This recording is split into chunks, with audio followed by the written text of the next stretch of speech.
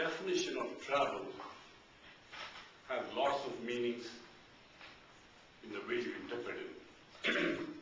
Today I'm going to talk to you about my 3 weeks cruise trip to the West Coast and the East Coast via the Panama Canal. We went on a 3 weeks honeymoon trip to commemorate our 46th wedding anniversary. What a beautiful trip. Beauty of nature, beauty of culture, beauty of history, beauty of reality, beauty of technology, all combined within 3 weeks of travel. We moved all the way from Houston to Seattle, Washington, on a continental flight, thanks to Richard. And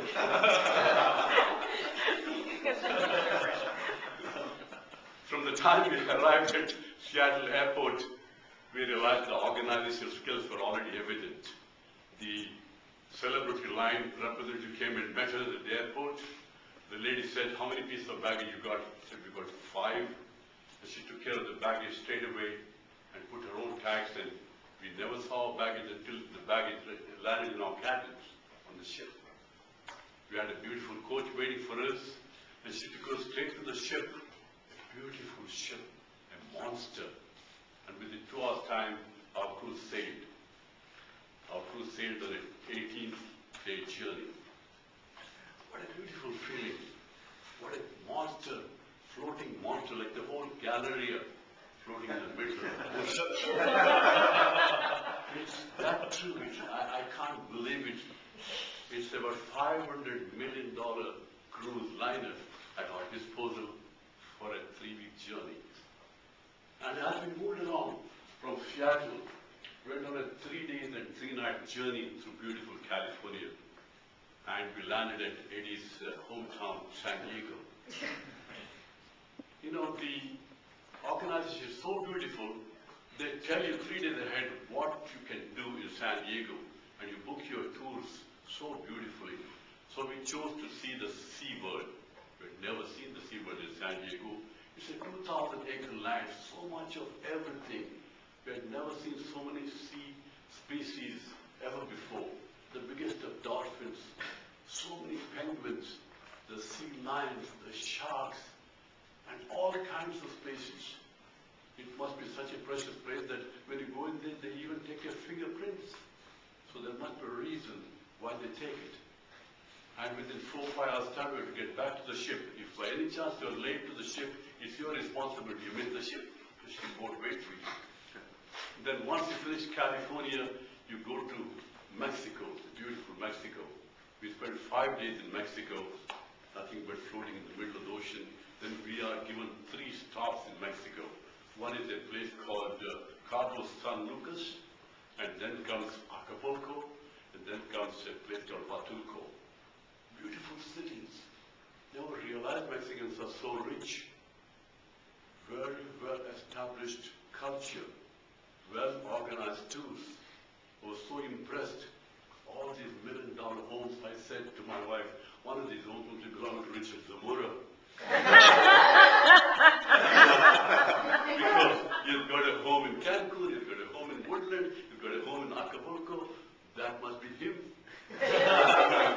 So, then after 5 days in Mexico, we moved to beautiful Costa Rica. A great country. Costa Rica is the world's ranked #1 environmentally friendly country.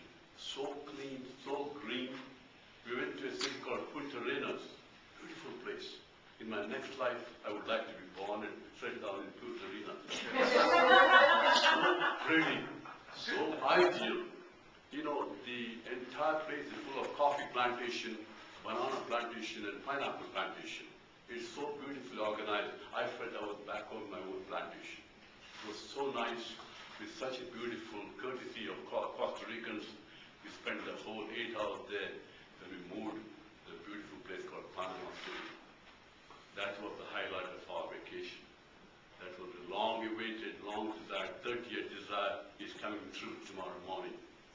It's a beautiful feeling to think the whole ship is going to sleep early that night because we're going to end up in Panama City early morning, 5 o'clock. So we all get up at 4 o'clock.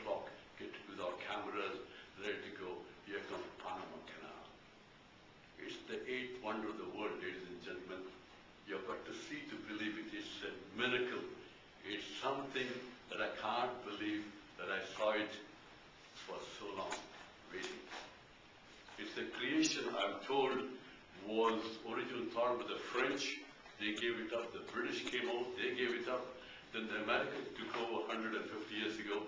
Took them about 40 years to dig the canal. For 40 years, they lost about 40,000 lives. It's a magnanimous project. I just can't believe it.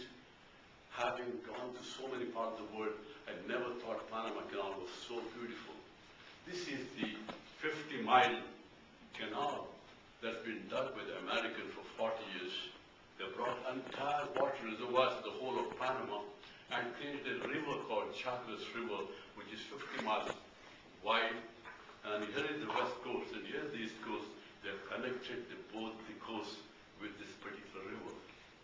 And they've kept this river water, fresh water, unpolluted from the ocean water by keeping it above the sea level. And it's so beautiful and so fresh water. I drank the water. It's the drinking water. It's that clean. And there's the ocean, and here's the ocean. And the beautiful canal is built up with gateways. Beautiful gateways about 100 feet high, such thick gateways. There are 9 gateways to pass through. It takes about 6 hours for a monster ship to go through. And the gateways are opening and closing, and they pump about 15 million gallons of fresh water automatically to get the gravity up. And the big ships go over the gravity of water without dredging the water. In other words, the ocean is kept where the ocean is. They brought this river, man-made river, with the American technology. About 40 to 50 ships pass through this canal every day, bringing Panamanians about $4 to $5 million of revenue. Our ship is so big, I was told by the chief officer that they pay each entry $320,000 canal fees, each. Because this ship cannot wait for the other ships because they've got a schedule to go through, so they pay heavy dues to go through the canal. And this monster, such a huge monster, floating monster, goes through this, it's such a dangerous passage. It's only about 18 inches from the wall the ship goes through. It's that serious technology. It's so well done. Americans gave to the Panamanians the entire canal about 30 years before the lease got expired. The Panamanians are very, very grateful. I interviewed so many Panamanians, and they were so happy. And I said to them, can you tell me a little bit more about President Jimmy Carter? And so they said, oh, Mr. Carter is our great hero. He's the one who negotiated the deal and gave it to Panamanians. And after the Panama Canal is over, it's about 6 hours, then you go to Colombia, a city called Cartagena, big city, beautiful city. As Richard said, when you go through all these places, Mexico, Costa Rica, Panama, and Colombia, you start feeling that there's some kind of artificiality. There's some kind of abnormality that prevails. Because people are so rich and people are so poor. There's something happening. You see a lot of sleeping dogs everywhere for some reason. But all said and done,